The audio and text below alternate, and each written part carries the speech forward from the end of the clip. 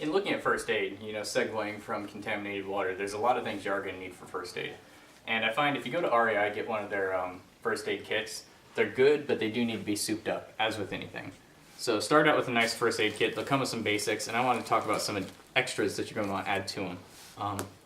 The biggest one is the Z-Pak. Zithromycin, Cipro, any sort of good antibiotic-based. The reason I chose zithromycin is because it's effective against pneumonia. It's also effective against other really strong infections. You need to get this legally prescribed. Please do, the doctor's more than willing to. As well as things for contaminated water. Tell them you're traveling out of country. They're more than happy to give you that. So these come with a little book here with information. While it was good information, I felt that it wasn't really necessary, so I got rid of it to make some space for some extra stuff. First off is important for your guts. You gotta have Imodium AD as well as X-Lax. You got to keep yourself regular. As you do drink some bad water, sometimes just taking some Imodium can help and your body can get through it itself. Don't immediately think, oh, I've got cytosporia, I'm going to be so sick. Threw in a lot of extra bandages. I only go with the large ones. Anything smaller than that, you can just deal with it.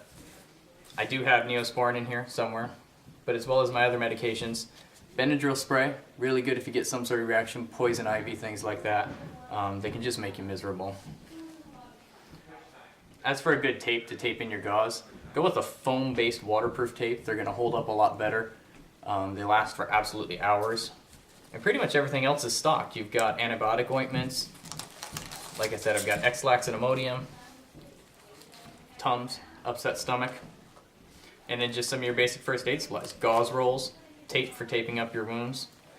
And other than that, I always keep a little extra lighter in there.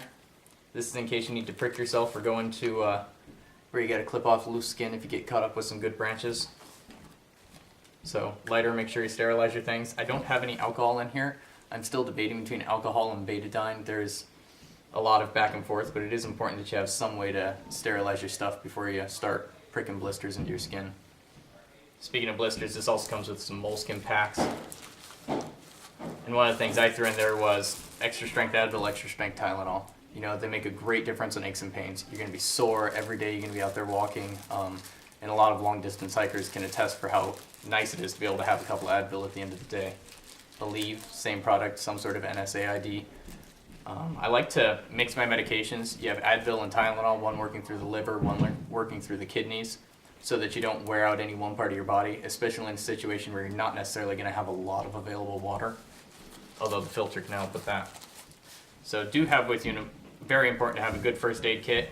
Just buy one stock off the shelf. These are about $35-40, and then add stuff to it. Get a prescription of zithromycin, as well as something we don't have videoed here. Get yourself a strong painkiller.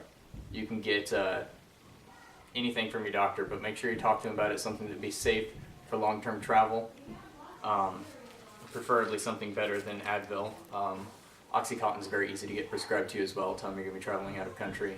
Most doctors be more than willing to give you 10 tabs on a just-in-case basis. So that'll be my first aid kit.